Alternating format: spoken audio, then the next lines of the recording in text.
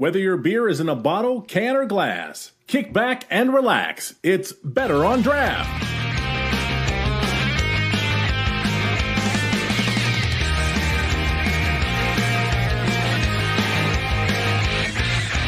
Welcome, everybody. This is episode 274, Better on Draft Podcast. My name is Ken. Thank you so much for joining us. Folks, it is another week and another Lions loss. Even though they didn't play this weekend, they played on Thursday, Thanksgiving. They still didn't have a win, and therefore I am not drinking anything.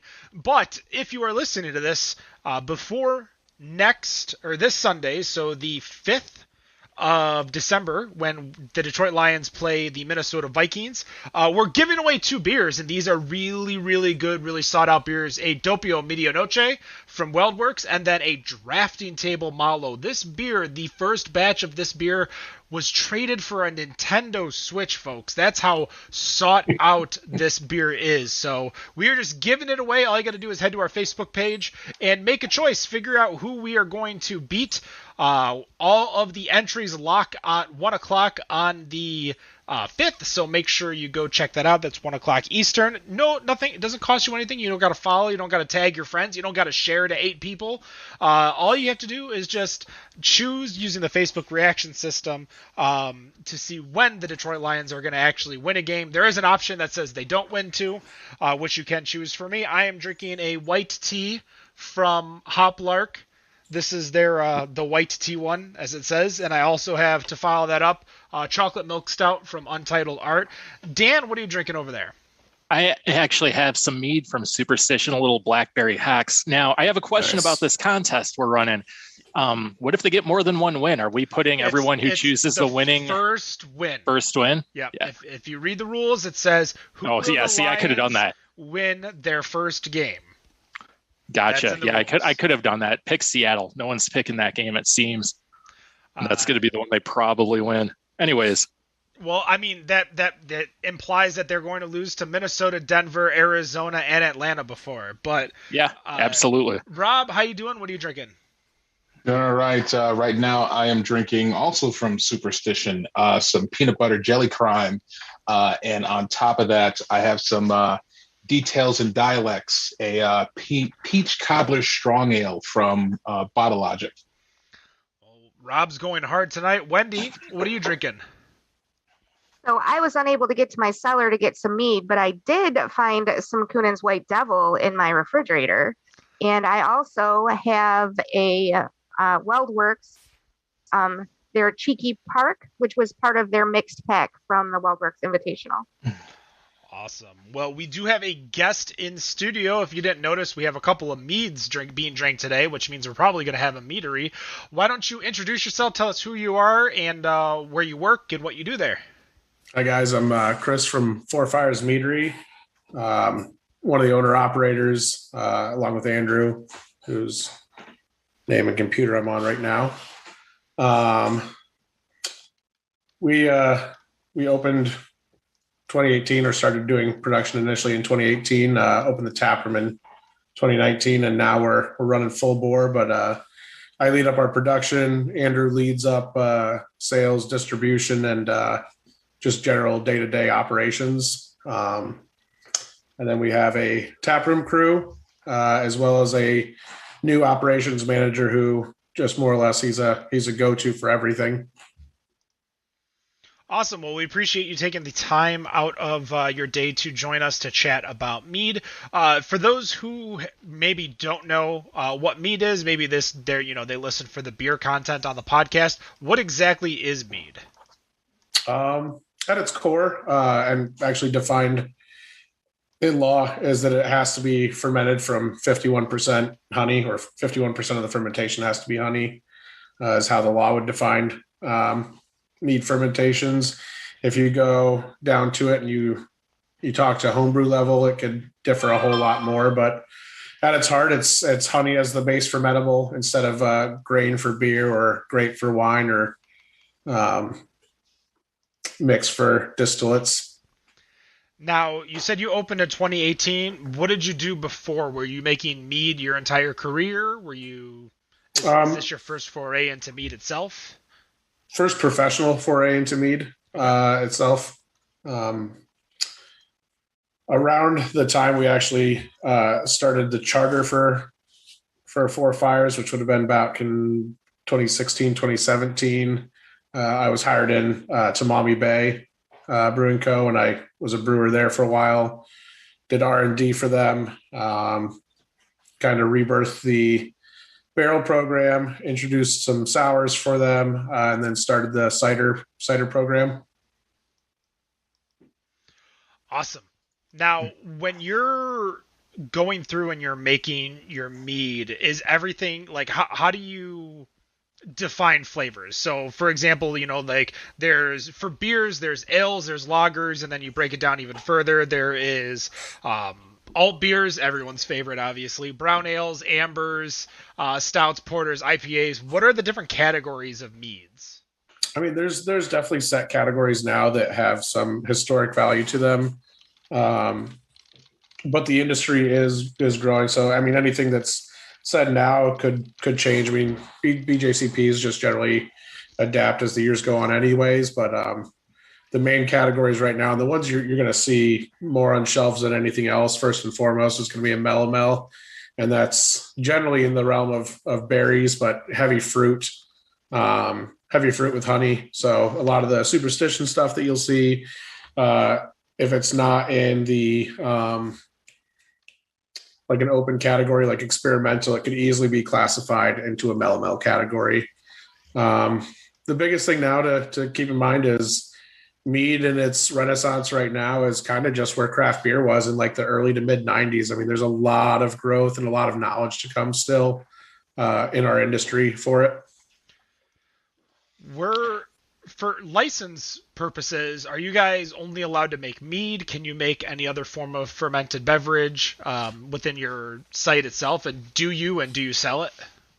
We are currently licensed just with a wine license, which allows us to produce mead, wine, cider. We do produce cider when we're able to get apples. Last year was a little bit difficult. There was a late frost that kind of took out a majority of the apple crops in the region, which left us more or less without cider for all of last year. Much better this year. Very excited for some of the ciders that we have going in tanks right now, as well as some of the pressings, late season pressings that we're about to get. But we do make ciders. We're going to work on some lines of ice ciders for next year. We do make a range of meads as well too. So our lowest ABV thing that we've released mead side so far this year was a session made for Twin Oasts Oktoberfest. Their Oasttoberfest, we made a session version of our cast iron skillet peach cobbler called Das Peach that was 3.5% and just tasted like a liquefied peach cobbler. I'm curious because I actually just made my first batch of homebrew mead about 2 weeks ago. What really got you into wanting to go down the road of this? This is something that's not really been touched on by a whole lot. You've got the big players, you got Superstition where I'm at. You've got a couple of them out there, but what really got you into this? It's really the kind of thing where I ask most people if they know what mead is and they tell me no. So what made you want to go forward with it? The easiest answer is ignorance. I said what every idiot homebrewer says is, I can do that cheaper. I can save money. I don't have to buy these bottles. I can make this at home and I can save myself some money. And then I just never stopped digging down that rabbit hole. And here we are today. That's a good point because mead does tend to run a little bit more expensive. And I can understand why. It does take a lot longer, kind of like your wines as far as the process goes. It both can, but it doesn't. It can, but it doesn't have to. So we've got two different major styles for us, and we'll go through some of them throughout the show. But the two major styles that I can show off are still, which we serve kind of as a wine strength. These are more dessert wines for us. So they range sweeter, but they're anywhere from 10 to 16% and non-carbonated, whereas we have our 500 mils, which are done in like older style straight up bottles. And these are going to be lightly carbonated, but also range anywhere from that 3.5% to 10%. So there's a lot of variance allowed in there. And in that, so the stills, I would say for us, we generally don't like to release a still that's less than 4 months old.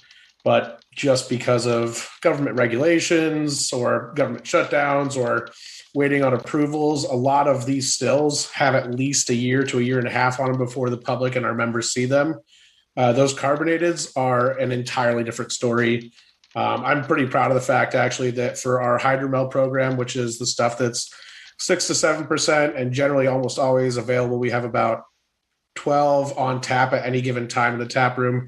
From the time I pitch yeast to the time my bartenders pull that tap handle is about 18 days.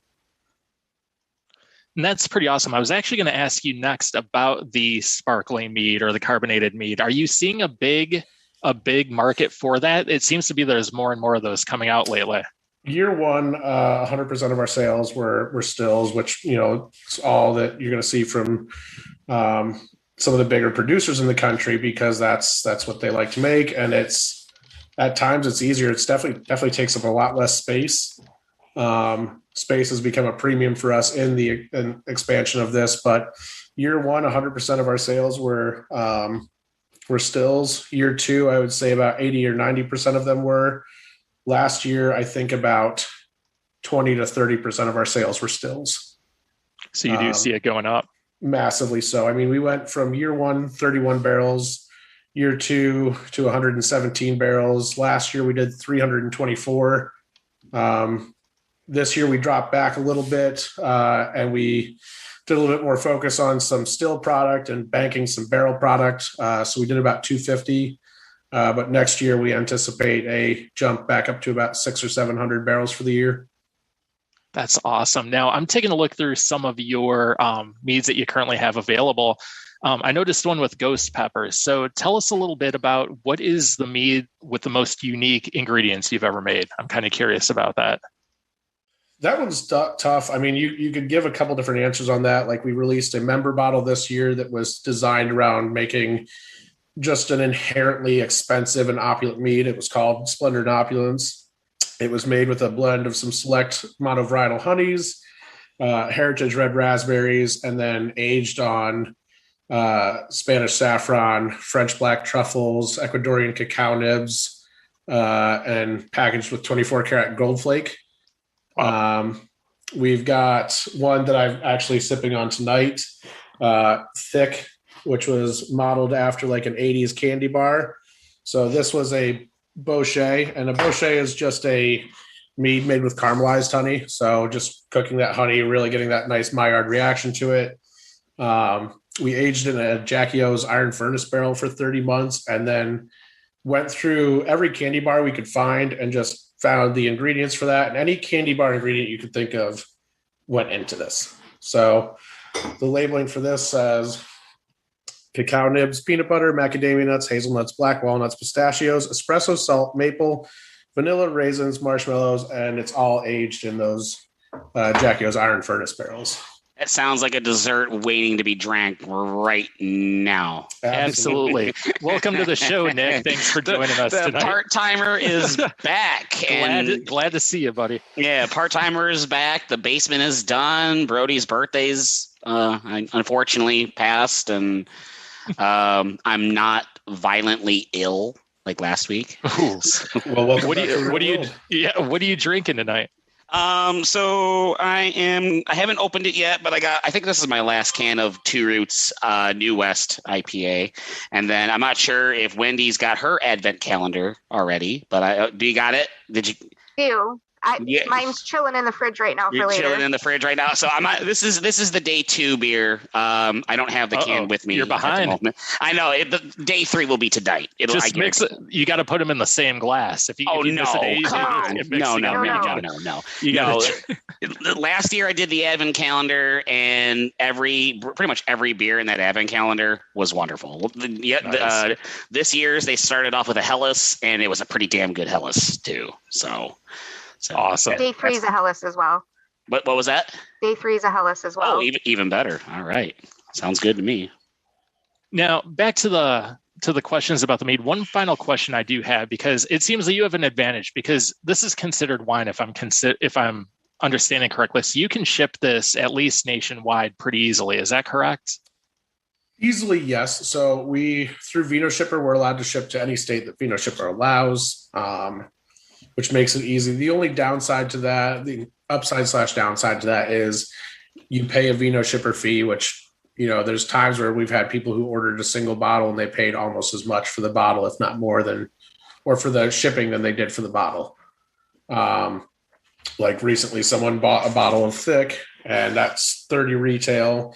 They had a membership discount, so they paid slightly less than that, and the shipping was $28.76. Oh, wow. So yeah, that can't go ahead. I'm sorry. You're paying for the vino shipper licensing for those. The upside to that, as opposed to having a proxy, is if this breaks in shipping, you don't have to deal with any of the stuff. We get a notice and we ship you out a new bottle immediately. That is pretty awesome. That's one big advantage here. I was actually going to order some of yours before the show until I realized it was too late, because I didn't realize it could be shipped out here being in Arizona. So I'll definitely be ordering some here pretty soon. It might be a good thing, because we're about to get a post up either today or tomorrow. So between now and Christmas, we will be running a Christmas sale with 15% off everything that we load up on a Vino Shipper. And we are about to have everything that we have right now, which is about, I think there's nearly 14 different options in those varieties. Plus I have our Christmas release coming up, which will add 2 more to that list. Nice. Rob, you have a question? Yeah, actually, I was going to kind of get into the whole shipping thing. Now, one of my favorites that I've had from Four Fires, which actually was a couple years ago, and quick shout out to Brews Brothers, because it was a meetup with their podcast group where I got to try this, was the very one with the ghost peppers, the Manghost, the mango ghost pepper, which was absolutely amazing. And I had been dying to get some more of it. And I was being on the site, I didn't realize that you guys actually shipped to Michigan. But there was one thing that I noticed that while I was on the site, that it said that there were some products that don't ship to Michigan and Montana. I was curious, what are those products, and why can't they ship to those 2 states? So, and apparently it's been a law in Michigan since 2014, but they only just recently decided to start enforcing said law. But Michigan is now requiring their own separate state label. So for the most part, if I have a federal label, most of the states with Vino Shipper are just like, cool, the Fed said it's fine. I don't give a damn. Sell it to my people, send us our tax money, and we're golden. Michigan's like, no, we want you to take it a step further. We want you to have a state label for us too, which would not be an issue. It's not terribly an issue in Montana, just because I guess it's just not as busy at their state office. I mean, Michigan does have just a larger condensation of breweries and meaderies than Montana, I think, ever will. So they've got, more people to work with, but the lead time for approvals in Michigan right now is about 12 to 15 weeks, whereas Montana is about 8 days. So for a lot of the stuff like Mangos that we already have approved, it was grandfathered in, and it's just that any of the new stuff is going to have a little delay on it. So Mangos is definitely going to be available on the site here for the sale, and we actually will have 2 separate batches, batch 2 and batch 3 available for that. Well, I will definitely be putting it in order for that. Of the current lineup, is there a favorite that you have?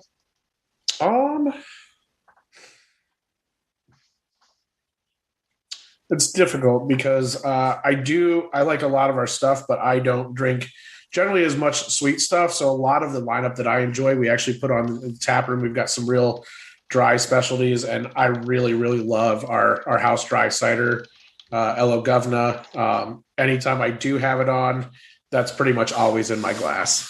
Mm-hmm. All right. Get to something off of that a little bit. So one of the things that I had kind of read in some of the articles I was looking at, there was one in particular in 2015, which was pretty much saying that Michigan is essentially the national leader in mead making, where obviously we have Bee Nectar, Kunin, Schramm's, and all 3 of those, I believe at the time, it was around 2014, that those 3 accounted for about 27 of the top 50 meads in the world, and 7 of the top 10 that at that time in 2014. Obviously, that was about 7 years ago. You guys have been producing since 2018. Do you feel that with the meads that you're putting out, that you feel that you guys have a seat at that table, or do you feel like there's still some steps to get to where those, I don't know if you want to call them the big dogs, but where they are? I would say that a lot of us in the industry still consider Detroit and Ferndale as the mecca of modern mead. I mean, it was for the longest time, they were the holy trinity: Kunin, Bee Nectar, and Schramm's. You went to Ferndale to get mead in America. That's what you did. But you've got people, Superstition, and a few others on the West Coast, Billy at Lost Cause, and they're all producing, you've got all these meaderies producing absolutely stunning world-class products. And it seems like they're coming out of the woodwork at this point in time. I would think that there's a lot of people in the industry that might find threat to that. I love it. I see it as challenge. I see it as making the industry grow as a whole, pushing everyone to do more stuff. I would say I feel established in the industry right now. I wouldn't necessarily call myself a titan, but I would say that my presence is established. Our product has made a name for itself and is working to push that even harder. We've got some projects that we're working on next year that we're hoping to be able to release that will push the envelope in the alcohol industry in general. We're looking to do some stuff that isn't technically federally allowed to be produced right now. Federal law prevents wines from being made over 24% ABV. And we're looking to kind of shatter that barrier. We're looking to start 2 new mead types named Sage and Sovereign, ranging from 24% ABV to 40, and then 40 to 60. Wow. Using an icing method similar to ice blocking. That would be interesting to see. Another question. Actually, I feel like I have a follow with that, but I will figure that out when I get to that. I think actually Dan might have a follow up on that. Yeah. If you need someone to test it, yeah, I'll leave that one with you, Dan. But the one thing I was curious, obviously, we're talking about Schramm's, and we had Ken Schramm back on the show back in March. I guess if anybody wants to take a listen to Michigan Series episode 8, I was curious if Ken Schramm had an influence in you wanting to step into the mead business, and what Schramm's has meant to mead as a whole. I would say that his product, the Schramm's family product in general, has definitely been an inspiration to us. The mead that got me into mead, though, was Bee Nectar's 2014 episode 13. I had a buddy, and I was already a craft beer drinker at that point in time. I was already spending way too much money every single weekend at breweries, but I didn't know what mead was yet, and I was like still financially stable. It was great. Well, he poured that for me, and I'm like, this is unreal. What I need to know more about what this is. I've heard of mead, but my experiences are Chaucer, and that's about it. And the next day, I think I went out and I bought like a case and a half of it. I went and bought every single bottle that was in the Toledo area. And I called him to let him know, like, hey, I just want you to know that you've absolutely ruined my life. I'm coming over with bottles. Schramm's absolutely massive, massive influence on us. We love the style. And for me, outside of just enjoying the product, I thoroughly enjoy the process. He gets down to a lot of nitty gritty stuff, especially with the reserves.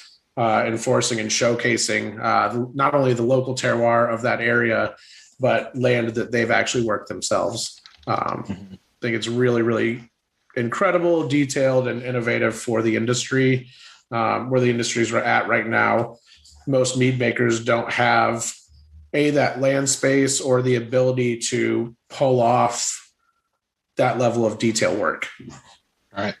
And I guess speaking of that detail work, which, as we have meaderies on, I feel like this question gets asked a lot.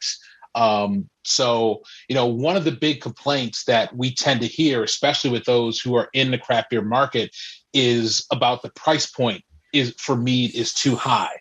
And I feel like there's always this misconception that if you want good mead, then while Schramm's does make very good mead, that everyone has to go to Schramm's. But obviously going to Schramm's can be anywhere from $45 to, if you want to go for the crazy stuff with like Heart of Darkness, you're talking like $160 for a 375 milliliter bottle. But if someone looks at the lower price points, there's that misconception that, well, if they're making it at a lower price point, then it doesn't have the quality. So how do you deal with the consumers who look at the price point and look at mead and say, well, this is too expensive to even try or go after and enjoy, despite the fact that as far as you guys, Schramm's, Bee Nectar, you all make pretty damn good products, but people freak out about that price point.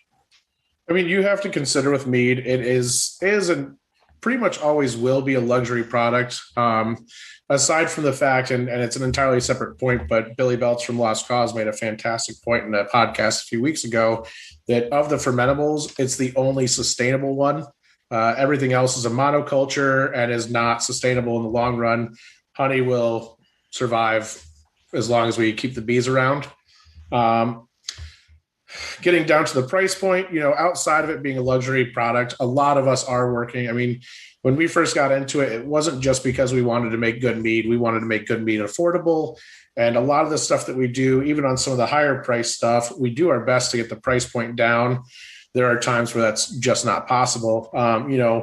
People love to complain about the price of Ken's Heart of Darkness, but the same people would also never go to the store and buy a bottle of Joseph Phelps Insignia, which runs the same price, because that's the fruits that the family are like, I have hand selected these fruits.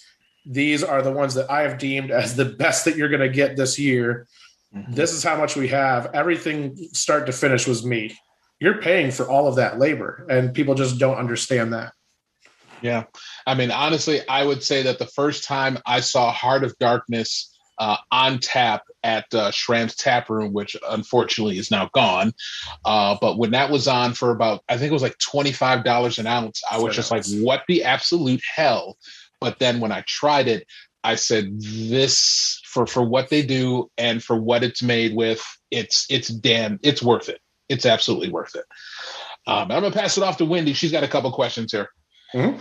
Yeah. So I was reading an article and I was very interested because in the article they talked about collaborations and that you guys really like to collaborate with other companies, especially in your area. What is your favorite collaboration and how did it come about? I would say there's two major ones that come to mind right now, for at least for local. One being a pretty much general all the time release, and we will have these in bottles all throughout next year. Slap into Basil. It is our most popular hydromel.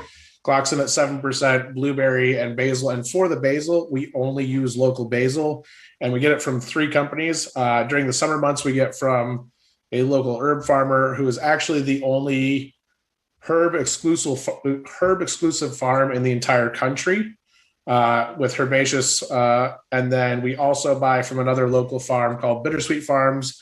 We like them for the summer months and for smaller batch stuff. But for during winter months and for production stuff, we're partnered up with a local, it was a restaurant first, but they now run a indoor hydroponics lab. So we get basil sometimes in 100-pound deliveries once a month. We have also done a fair bit of national work for collaborations, and I've actually brought one of those today. My favorite one to do, or that we did, and it is one of our more expensive bottles, just again, because of the ingredients that went into it. I mean, these were Pacific Northwest honeyberries, black raspberries, and Montmorency Balaton mix of cherries. It was kind of non-descriptive on that side, just said tart cherries. But for the honeyberries and black raspberries, we paid a lot, and it also incorporated 6 different monovarietals of honey. And that collaboration was done with a Carvin Wilson, who is a major proponent of the meat industry itself. Arguably, the most awarded mead home brewer in the world, and he will never ever go pro. Has no dreams of doing it. Just really, really cares about the industry and has absolutely been a beacon for the industry. And I grew up. I was born in '89. I grew up with awesome '80s cartoons, and one of my favorites growing up was Captain Planet. And who better to showcase that than Carvin Planet? He's shredded. That is amazing. Captain Planet with the goatee. Yep. With our powers combined. So in that same article, it talked about how your tasting room is more than just a place to go to try the mead, but to learn about it as well. So tell us a little bit about that. Like, why should we make the trek to Mommy to visit your tasting room? We do. I mean, we care a lot about mead education. I catch a little bit of flack from people in the industry right now, actually, because I'm trying to push for some. I want more cataloging. There's not. I feel like the BJCP on the mead side is a little bit underwritten, but again, there's so much left to learn, and I'm one person's opinion. Sorry, I just spaced and forgot the question. Why should we visit your tasting room? Oh, sorry. There we go. So we do push a lot for education. Our bartenders that we have, they really do care about the products. Generally, they're asking me more questions than I could think to actually give or tell them information wise. And it does translate to our customers. Our customer base generally is as inquisitive as a child. I mean, they just always want to know more. They're like, we want more information on the meads. We want to know the process. The community itself has been very supportive, our local community of it, and has been really open and adaptive to learning. So if you're not too acquainted with the meat industry, it could be very inspirational for you or educational. And if you are experienced, it could just be comforting to speak to someone on an equal level for you. I went on vacation last week, and I went to a wine tasting, and I'm not really a wine person, but hands down, it was the best event I had ever done like that, because he talked about wine the way I talk about beer. So anytime somebody gets excited about their topic, I'm all in. I can't wait to learn more. Passion is definitely contagious. What Wendy brought up is a great point, because I'm not a big wine drinker myself, but when being spoken through with the wine and kind of understanding a little bit more the flavors, the profiles, what I'm getting, it definitely changes the experience. But as we kind of mentioned earlier, mead prices can just be a little too high for someone where there's a lot of sticker shock. I show up there and I'm like, oh my God. And especially if I'm, panicking, or I'm not, I don't have enough for maybe one or two drinks and I don't want to mess this up. Do you guys do tastings there, flights there? Like, how do you get the non-casual mead drinker to stay and drink more? So we do flights, and we have 12 of our carbonated meads on tap generally at any point in time, 4 stills. But we also have the assortment of bottles available to pour from. So we're talking about the cost side of it, but also on the flavor side of it for the people who don't generally drink wine and are leaning more towards beer. We actually have one, and if I don't have it on, the bartenders have threatened to wring my neck. We keep a dry hopped version of our Lost Slammeron, which is pineapple, orange, guava, and it just drinks kind of smoothie like, and we just dry hop the ever living hell out of it. So it does come off very New England like, especially like the more heavily fruited ones. Stuff like Who Farted's, like Hold My Clipboard, stuff like that. The really heavily fruited, hopped up ones, and we work. Being able to do that, I get to work with some more sought after hops. So we play a lot with Galaxy, El Dorado. The more sought after juice hops. I was curious what kind of hops you were using within the system itself, because you were talking about the flavor profiles and what hops you were using to dry hop. Are there any any hops that you use for like the meads that you're making? Like, are you trying to? We had a meadery here in Michigan that did like a half sizer, half beer, like I guess you could say Frankenstein monster, where they kind of like just mashed it together. Is there something like that you can make where it's still the 51% mead and still within the mead realm without needing a brewer's license? Nothing that can involve grain, but I can use alternate sugar sources like molasses, or if I felt like it, table sugar. I generally would not do that, not necessarily for flavor, because a lot of the seltzer producers have shown that, you can ferment just table sugar fairly clean and then fruit it up. But I would never do that, just because the yeast would rock it off and essentially turn everything to taste like gasoline. Fermentations, especially wine side, that go too hot too fast can literally produce, things called fusels that makes it smell and taste like diesel. But we've worked with able to use like grain beer alternatives like corn or sorghum or buckwheat, can you? I don't believe corn. We've looked into doing a crossover with sake. And then I started reading up on sake production, and I was like, all right, well, even if it is legal, I am not prepared. That is a lot more intensive than I had initially imagined. And so here's where a lot of the collaborations will come into play next year. We can partner with a brewery and we can make braggots, but at that point in time, unless they have a wine license, well, no, even if they have a wine license, it would have to then be 51% from grain. So just because of the weird wording, I don't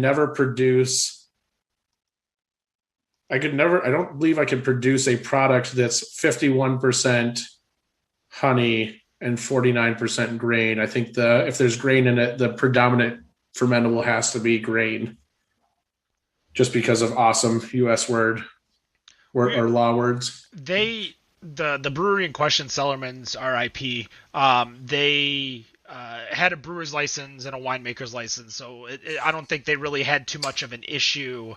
No, when you have that, you can actually get flex license. So if they had both of those licenses, what they likely did too is they flex licensed their whole facility, which allows them to do kind of whatever they want with those grains and fermentables.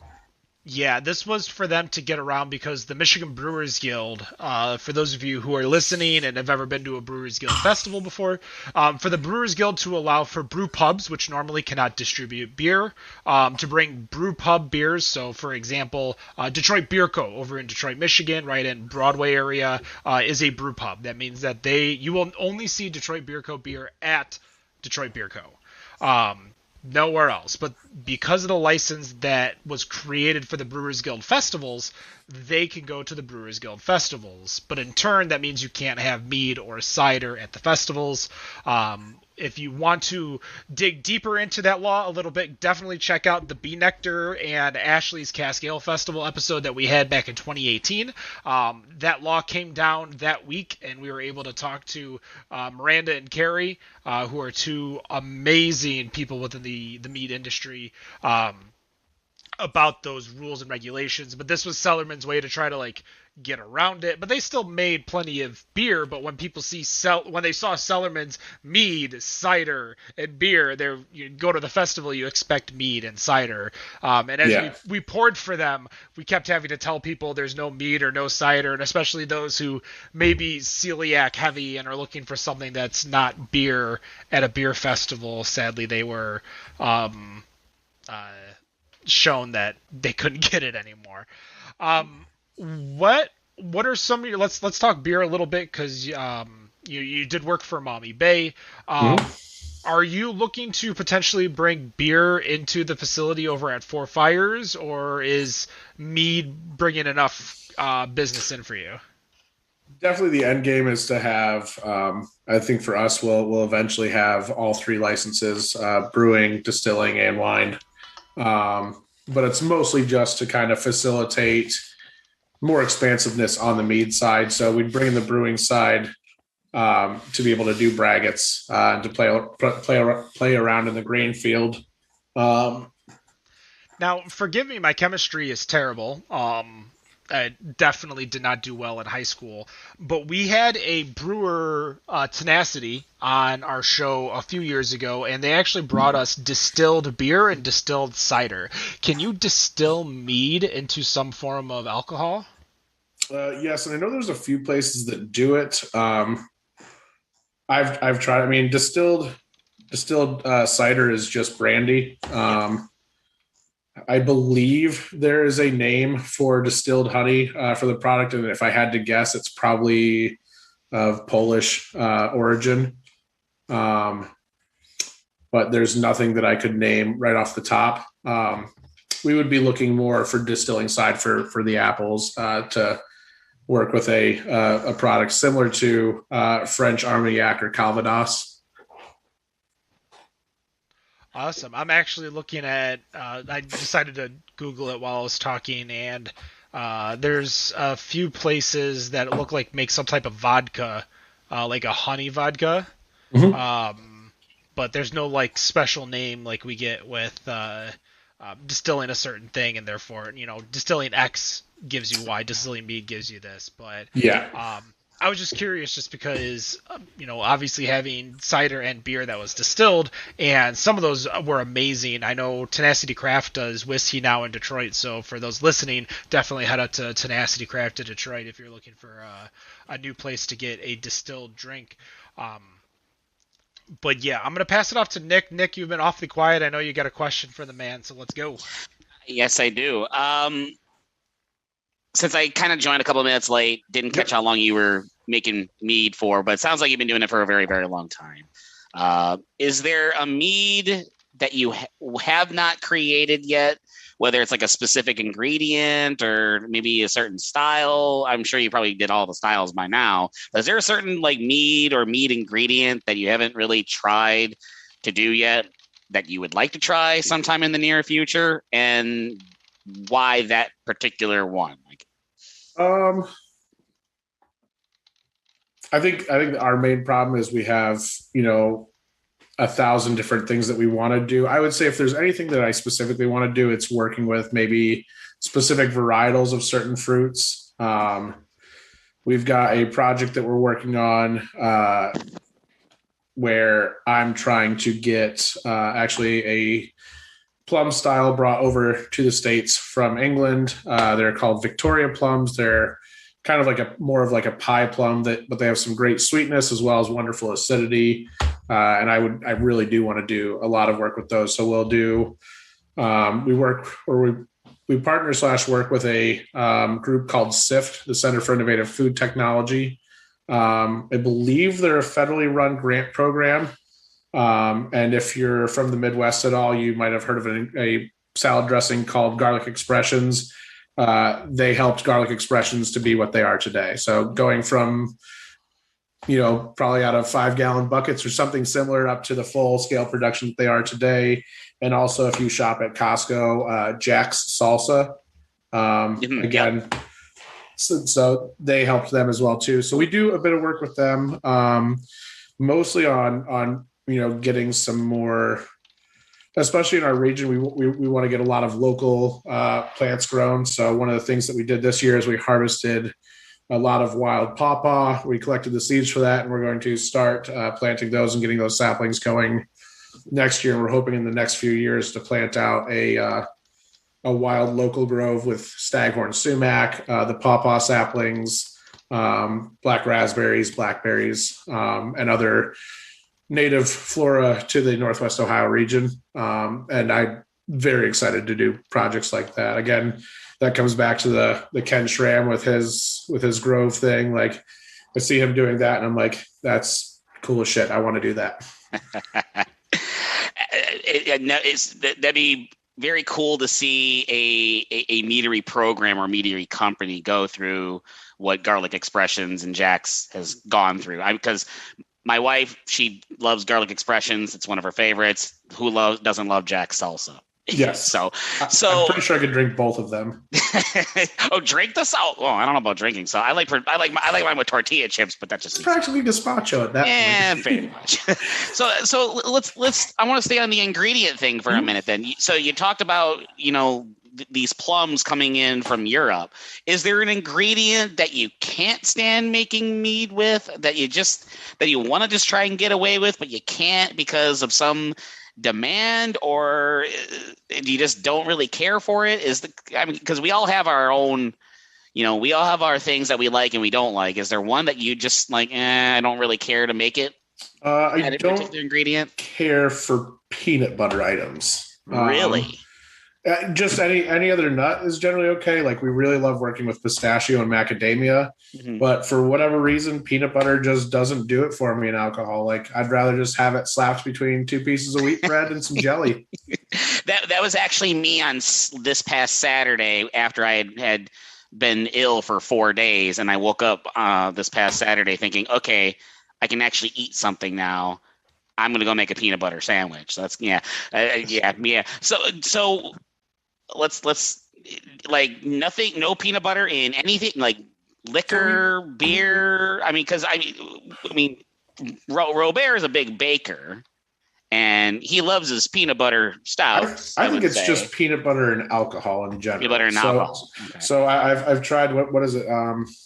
Screwball. Yep, peanut butter whiskey Screwball. Yep. Didn't do it for me. But peanut butter foods might be the best foods. Okay. Like peanut butter cookies, or just like a scoop of peanut butter popped in the freezer for like half an hour. Absolutely the best. Okay. See, and Chris, bacon.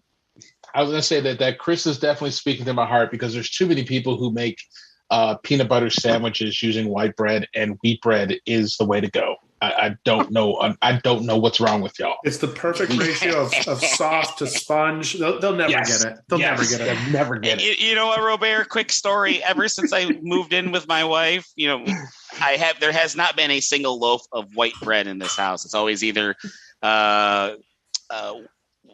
wheat.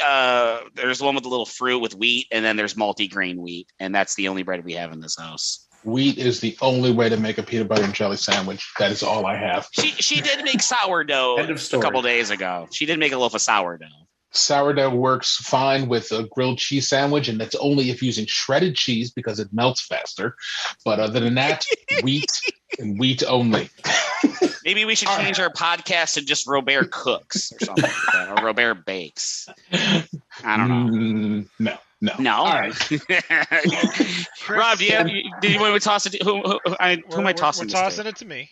All right, go ahead, Ken. Take it over. Tossing it to me. It is 7:49. Therefore, we are going to be ending this interview. Chris, thank you so much for joining us, especially last minute with Andrew being sick. We hope he feels much, much better. But as we end the interviews, we're all going to ask a final question, something to end on a more lighthearted note. So we will start with Wendy. Let's see.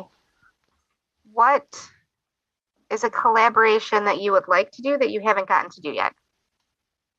We're really, really good friends with the guys at Fires Meadery out of Crown Point, Indiana, as well as Bone Flour, who are very close nearby as well too.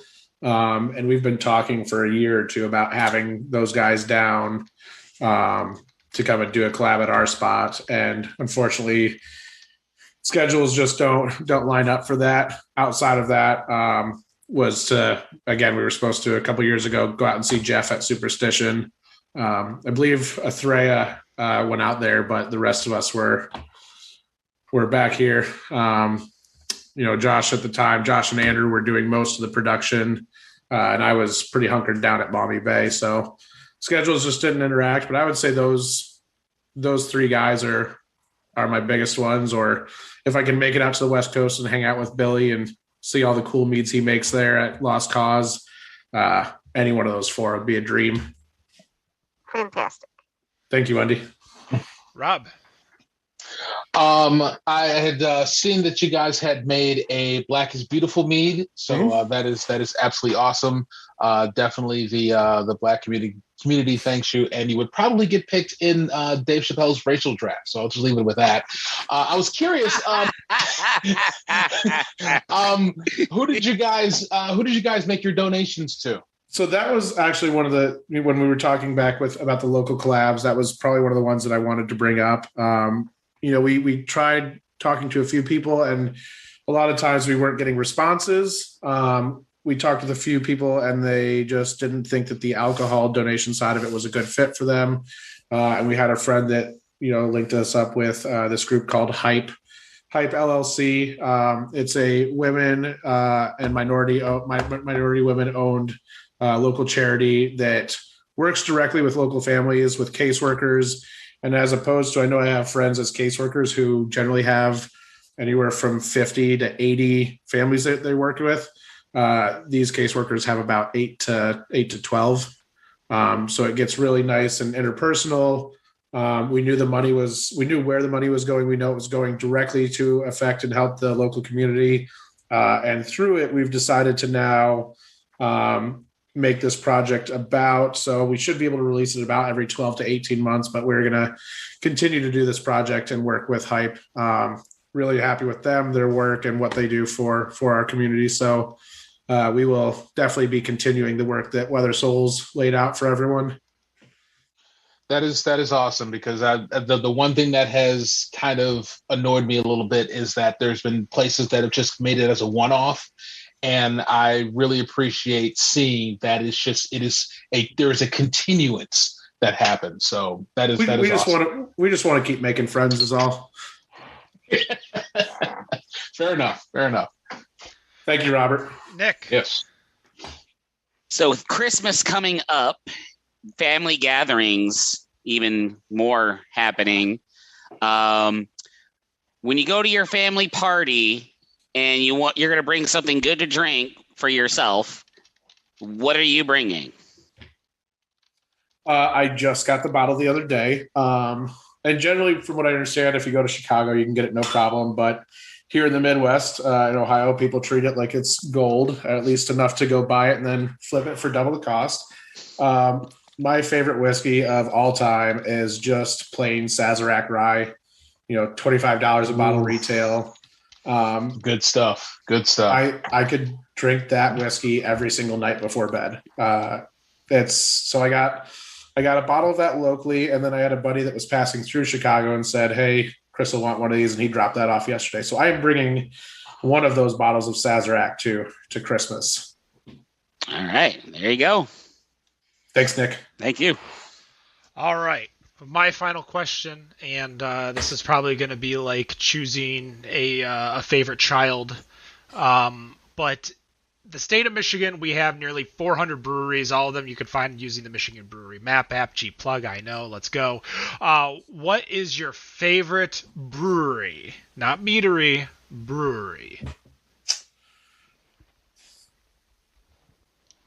Tough. It's either going to be Dragon's Mead for like old ales and big stuff. Again, Brewery Vivant for quads and stuff like that. Or it's Don't pander. Or it's going to be Old Nation for none of their hops, just all the cans of lagers, all of them. If we're going to do hops, I just want the juices loose from Transient. Oh my goodness!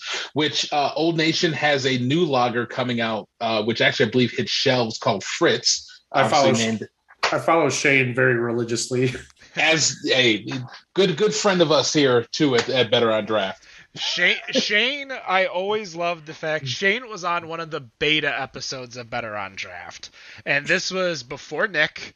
This was before Dan. It was an episode where this was back when like the craft beer enthusiast groups were like the most toxic places in the world. And I mean, some of them are still bad, but it's just 8chan now. 2014 was pretty bad. Like 2014, 2015 was pretty bad. And somebody was complaining because somebody had a 4 week old bottle of Two Hearted. And I said, I bet I couldn't even tell the difference between a 4-day-old and a 4-week-old. So I brought Shane in randomly. He was working at like B-dubs at the time. It's long, early in the Shane days.